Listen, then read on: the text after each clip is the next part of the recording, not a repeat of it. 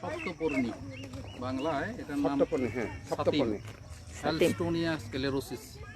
সাতিম আমাদের আয়ুর্বেদ শাস্ত্রে খুবই বহুল প্রচলিত একটি উদ্ভিদ। এটার প্রত্যেকটা পাতার পত্রবৃন্তে 7টি করে পাতা হয়ে থাকে।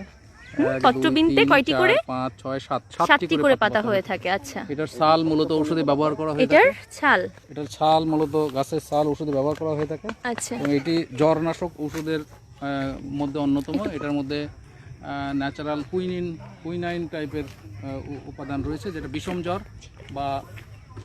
জ্বর বা ম্যালেরিয়াতে খুবই কার্যকরী একটি একক ভেষজ।